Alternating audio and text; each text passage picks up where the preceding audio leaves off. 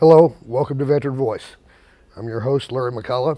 We've got some guests with us today. We're going to do a little bit of talking about homeless veterans and other people that pass through that have need a little bit of help along getting through life right now with times the way they are. It's quite difficult. So we've got a couple of guests here from the River City Mission who are going to talk not only about their program and their projects, but something about the number of veterans that come through there and what type of things they can do for them. On my left is Roger Carr.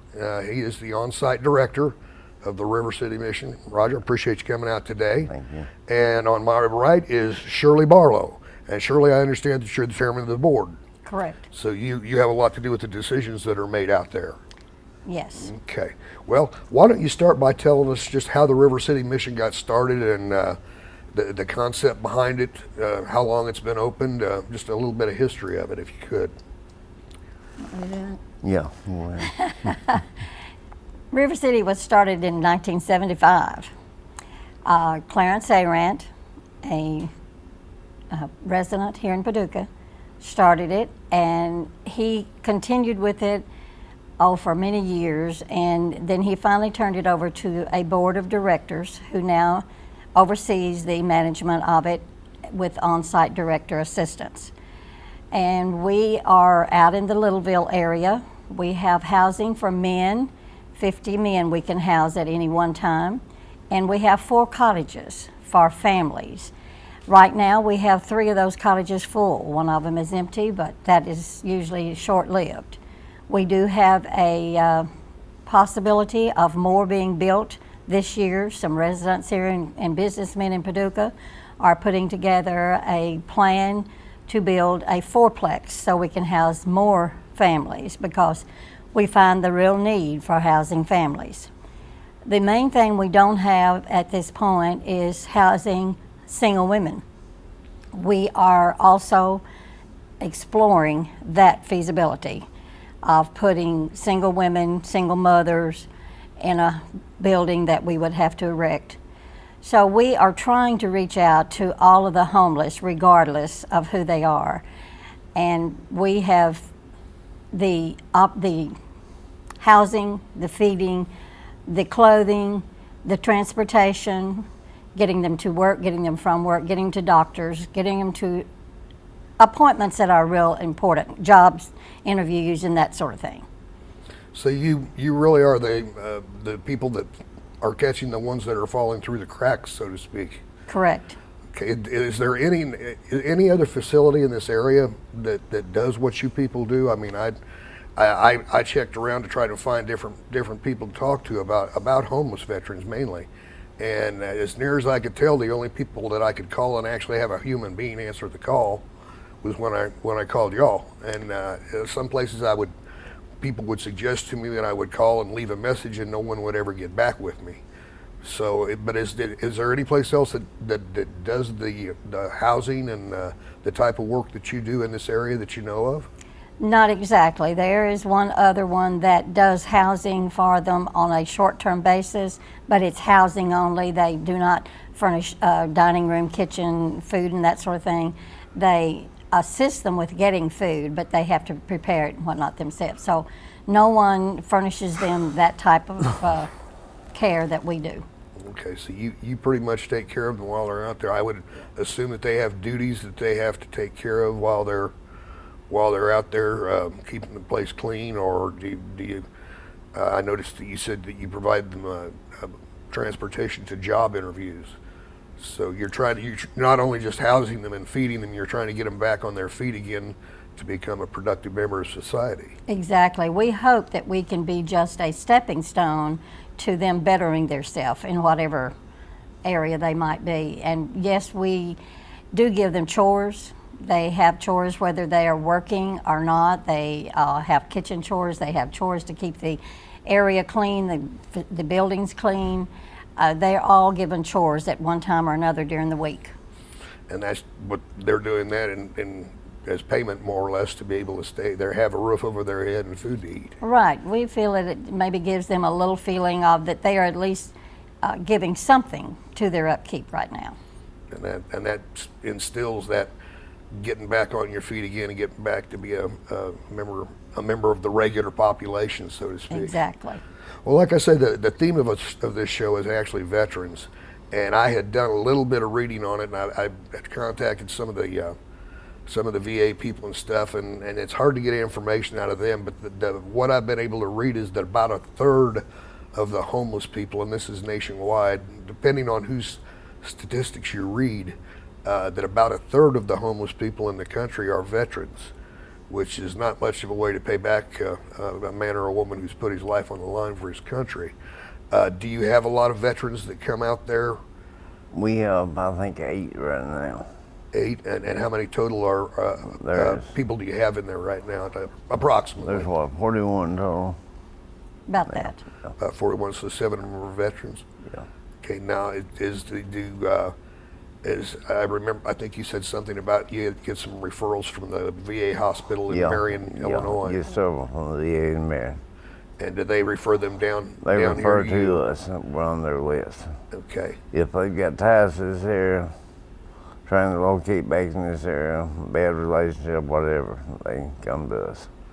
Okay. Now, and will they stay sometimes a short period of time or long? I imagine it varies from individual. Anywhere from a few days to a few months. So just as long as they need the assistance, you all are there to do it. Yeah, of Right. course they provide them transportation back up for appointments if they need it. So you all do provide them transportation? They do. Oh, they do? We provide them transportation out there to the clinic. Okay, so you work with the VA in Marion on the transportation part of it. Right. Okay, very good. We'll get them to the clinic here in Paducah. Good. And then there they are picked up and taken on into Marion. Yeah, as a matter of fact, I volunteer a little time out at the Paducah clinic here, where it's the disabled American veterans who actually run the van program out there. Andy Kelly is the program director, and I volunteer 1 or 2 days a week out there just to go in and answer the phones, and it's amazing. You'll go through phases. When the problem happened up at the Marion VA, when the investigation started, which everybody has heard about, the rides up there just dropped. I mean, well, obviously they shut down many of the facilities, and there were very few things they could do up there. And here in Paducah, they just were completely overwhelmed by the number of veterans that were coming in for service. They didn't think about the fact that the geological area that they were covering had so many veterans in it. They seemed to think that a lot of the veterans live in the bigger cities and stuff like that, whereas in reality, you've got a lot of veterans. I know a lot of Vietnam veterans that prefer to just live out in the county, away from everybody, and they have a tendency to kind of stay to themselves and get by as best they can. So actually you're working with the Paducah Clinic and the Marion VA Hospital in Marion. Definitely. Well, that's a good thing to help them, because a lot of these fellows obviously can't afford the medication, and a lot of them do need counseling, and they do need medical help. So you all just do anything you can and it doesn't have to be a veteran. People that are just passing through get referred to you. Now, does the city or the county do anything to help you all out, or are you completely private, just rely on donations only? Donations only. We have Really? no funds that come from any state, county, none. So you're just kind of out there on your own. We make it on our own. We have been working hard this year with yard sales, and we're able to get a building, and we go out to the old Gore's building and have a yard sale this past one we had a sale for a whole week. And that has helped us because our donations have dropped drastically with the economy like it is. I mean, it's just scary when I start putting it in the bank weekly, because it really, really is. But we are helping that with our yard sales, and we'll have another fundraiser before the year is over, and that will also help us with our operating money. Right now, we're not worrying about the capital money that we need. We just need the operating money. So we're working hard to keep that there. Yeah, like you say, with the economy the way it is, the price of gasoline up and down like it is, mostly up. It hasn't been down. I mean, I thought I was outraged at $2 a gallon. Boy, when it hit $4, I thought this has got to stop sometime soon. It's just, and that affects obviously the cost of everything else. Oh, yeah. So, and do you do the yard sales out there on a regular basis? Yes, we have. Now, we will not be back in there now until November because another lady had spoken for the building, so we will be out until November. But we'll go back in November and probably then pick up again in January. We won't do one in December, but we will again in January and straight through because people give us so much stuff, and we tell them that when we take it that we use what we can use and what we really need, but we're going to sell through these sales to keep our operating money. We don't want to ever have to go to federal or state money, and so far God has been good to us, and River City is out of debt, and we're just blessed. We really are right now. We have got good buildings and facilities that we feel like we can keep anyone comfortable. Well, These guys come in and they're hot and they enjoy that air conditioning. well, I know that. I don't do well in the heat myself, to be perfectly honest. Fat boy don't do good in the hot weather. Now, when veterans do come in, do they have any type of verification or identification that shows them as a veteran, or do you pretty much take their word for it if they come in and say that? Well, most of them have a state ID, driver's license or something. They've got a ID from the Marion Hospital.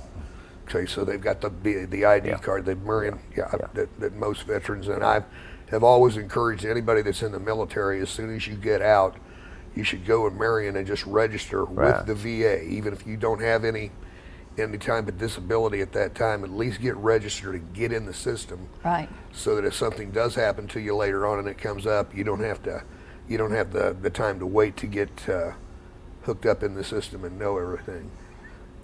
Do veterans come through there usually as individuals, or like 2 or 3 at a time, or a family who is the family leader or the husband is a veteran? Most of them are single people. most of them are Most of them are single single Most of them guys. are single guys. Yeah. And are they fairly well adjusted, or do some of them have some appointments to get some counseling for post-traumatic stress disorder or substance abuse or anything like that? Well, most all of ours, regardless if they're veterans or not, have the problem with substance abuse. All of them. But the veterans are not any more than any of the others. I wouldn't say that we have to give them any more attention. We don't. And I don't think that we've had any that have come in that have got the stress and Post-traumatic post-traumatic stress problem. I don't think we have. They usually are guys that are a little bit older. We don't have too many real young vets that come through. Mm-hmm. Most of our vets are a little older, and they have kind of gotten themselves adjusted. Well, that's good. I know that I'd read an article recently in a magazine that said that one of the things that's happening now because of the war on terrorism is there are a lot of young men and women. The survival rate, whereas it used to be, I think back in World War II, it was 38 out of 100 actually died after they were wounded, and then in Vietnam it got down to where it was more in the lower 20s. Yeah. And they've got it now because of the facilities that they have and the transportation that they have, that they've got a survival rate of about 6 out of 100, or the death rate is only about 6 out of 100, which is an amazing difference when you look at how long the World War II went on and how many people were injured. And I think a lot of it just goes to the availability of a quality health care, especially with the type of injuries that they're receiving. Right. Now, do you have very many disabled veterans that come through there that are either in a wheelchair or amputee or anything like that? Or No, not a whole lot. Not a lot of them? One of your vets, though, here in town that has gone into business has really been very, very generous and kind to River City Mission. The young man that has Little Caesars. Yes. In fact, Little Caesars sent their big semi truck out there just last week. Really? And cooked right on the spot enough pizza for everyone to have for a meal. And that's the second time they've done that since he's opened up here in town. And he's just really been very, very special. And they catered to the Super Bowl. Yeah, they cater the Super Bowl. They have catered a number of things for us, free of charge. So that's a really good example of veterans giving back Yes. to not only veterans but helping His out in the community. community. And I know that he is, as I believe, he's a double amputee. Yes, And yes. I remember when they had the opening down there, and I know I patronized that particular place myself. I like to drive through. I don't want to sit around and read a magazine while I'm waiting for a Right. pizza or something. But it's nice. Do you have any of the other restaurants or anything that does do that? I mean, it doesn't sound like you can top what Little Caesars is doing. Well, we have a number of them that will call us occasionally and just tell us that they have got a certain amount of food left or a certain amount of food that they would like to give us, and the guys go out and pick it up. And that really helps with the feeding, because you can imagine feeding 30 to 40 people, 50 people, 3 meals a day gets to be a lot of food. Yes, I know that when the VFW, as a matter of fact, I know, and I'm sure the American Legion also, when they have a big feed but they don't get quite the turnout they thought, there's nothing worse than throwing good food in a dumpster. That's just an absolute sin in this day and age, and that's what we usually do. In fact, I think we've had a refrigerator or two on some other stuff, and we'll call you all up, and the fellas that come out just seem to be just so tickled to get it and take it back out there. They're always very polite, well mannered, and I would imagine you would even veterans learn that there's barracks talk, and then there's talks for when you're out in the public. Right. You don't want to give your branch of service a bad name or anything. Obviously, I'm sure you have rules and regulations and certain protocol out there that is expected to be observed by all, whether it be veterans or anyone else. Oh, definitely. There's some, and Roger's very good about enforcing the rules. We have definitely the no alcohol, no drug at all is allowed. And he does do testing for that and breathalyzing and that sort of thing on a routine We basis. do a drug test on the intake when they first come in. So as soon as they get there, Yeah. they've Yes. got to be clean. Right. And then while they're there, coming out of the hospital, they've got the record of what meds they're taking out of the hospital. We allow for that. well, that's another thing. I know that that the medical side of it. Do you all have any type of relationship working with either Western Baptist or Lourdes, or I know that you say you refer some people, you take care of getting them out, the veterans, out to the VA clinic. How about the other people? Do you have any type of medical, anything worked out with the hospitals or doctors' The offices? hospitals are really pretty good about taking our people in. None of them, of course, have any type of insurance or anything. Most of them go to Western Baptist for whatever reason, and Baptist has been very good to us.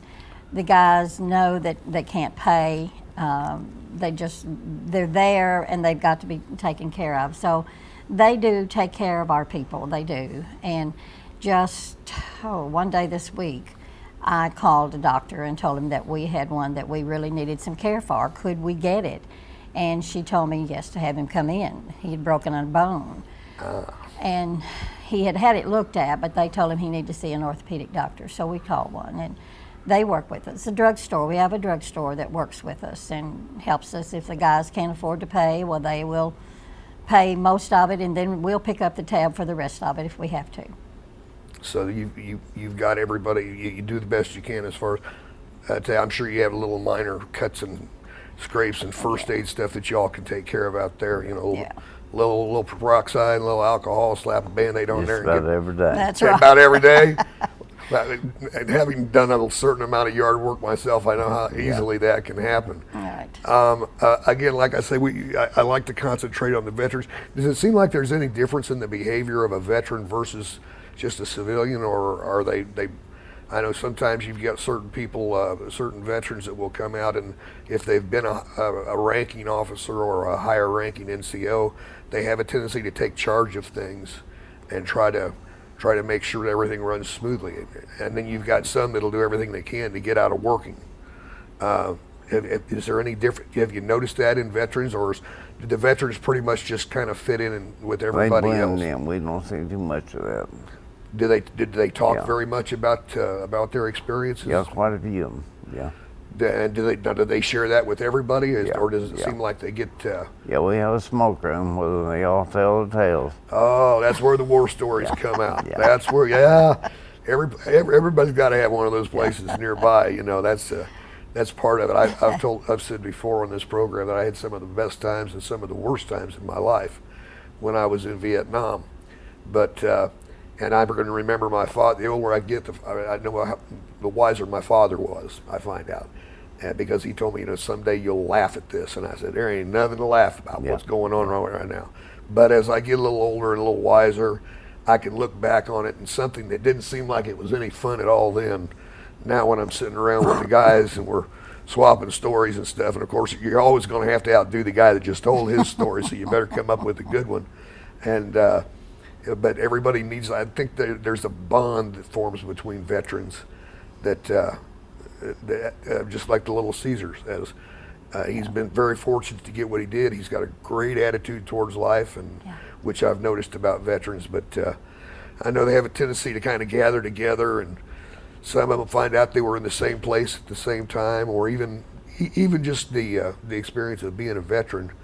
If you can survive basic and your individual training, then you always got some stories of some kind to tell. So the smoking room is where that usually happens. Right. So there's no smoking in the regular in the sleeping areas. Those are No. Those are smoke-free facilities, and that obviously is for health reasons. Oh, yeah. But at least you do have Safety as well. But there is a place where they can smoke, but Yes. zero tolerance on the alcohol and Anywhere outside, and we have one designated smoke room out there. it's good, and everybody pretty much obeys that. Or, Yeah. Okay. Yeah. Yeah. Have little problems. So most of the people that come out there, veterans or non-veterans, will abide by the rules because they have no place else to go. Most of them respect the rules. Every so often there's a variation, there's somebody else. And The main thing he has to really watch is they just decide they'll want to party occasionally, and they may do that late at night, and then of course the next day he catches them, and they find themselves having to leave for at least a week. Oh goodness! So it's like we were talking before we started. You've got to keep control of stuff like that. Otherwise, you could have just pure chaos out there. Oh yeah. And I think it's great. No, we're getting down towards the end of the program, and as I told you before, people have a tendency to get a little nervous and forget to mention something. Is there anything that you all want to give yourself a plug for, or any advertisement, or just anything you want to say before we run out of time here? Well, I just would say that, if they have usable appliances, if they have yard sales, if they have stuff left over that did not sell, if they call us, we'll come and pick it up, because that is right now taking care of our operating money. So we are very concerned that people will continue to call us. And we have a large building. I went out the other day, and the guys and I worked and kind of went through some things, and threw some things away that were broken and didn't work when we got them, and that sort of thing. But the good stuff, we have it pretty well so that we can store a lot of stuff before we have another yard sale. So that if we could get that.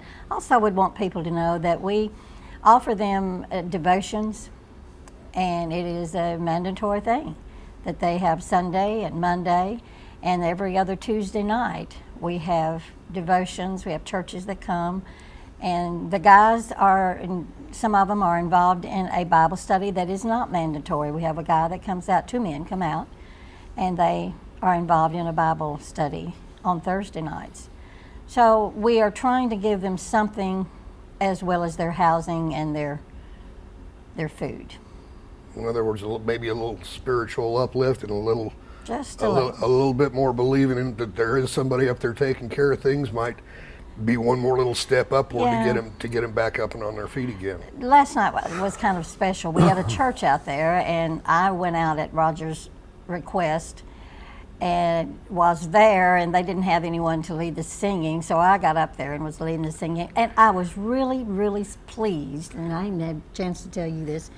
The expressions on some of those guys' faces was like, yeah, we like this, or yeah, I remember this. And they were singing. I would stop and just let them go on just because I wanted to hear them. But they really were enjoying it. And that pleased me that they were enjoying something like a religious service, because it was. We were singing all the hymns, and then there was a speaker. But So that the churches are very active with you all out there also. yes, then. we're very fortunate. The churches are active with us, and they are very supportive of us. So you provide, veteran or non-veteran with everything you possibly can to help them get back on their feet again.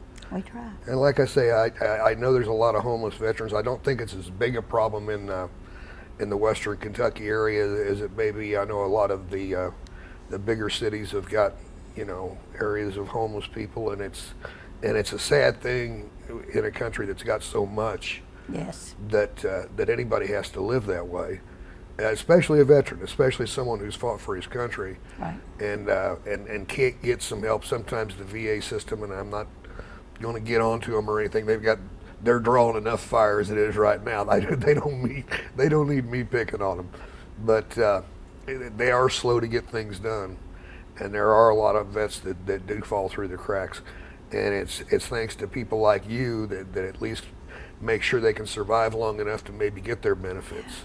Yeah. And so we really appreciate that. And like I say, the bigger cities, I think, is where the real veteran homeless problem is. And I don't know what could be done about it. I don't think there's any magic wand to be waved. But thank God we've got a place like you all here in the area to do it. Because if you weren't there, what would anybody do? They'd just be sleeping under the bridges and stuff, I guess. That's true.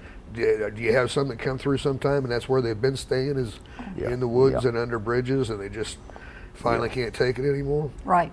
Definitely. And some will stay, like you say, for a couple of days, and some will decide maybe this is the time to turn my life around and get a job and do something. Right.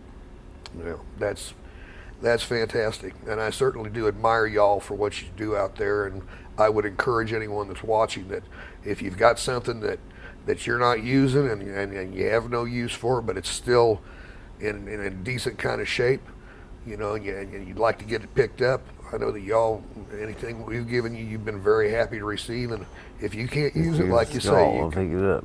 You can sell it at the yard sales, and again, I would encourage all veterans to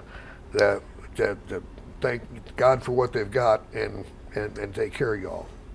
Well, I want to thank both of you for coming out today, and like I told you, the half hour goes really fast once you get to talking, but I commend you for what you're doing, appreciate you taking care of veterans as well as the other people. So that's all we got for today, or for right now, and I want to thank you all for showing up today. I want to thank you all for tuning in to Veteran Voice, and we'll see you the next time.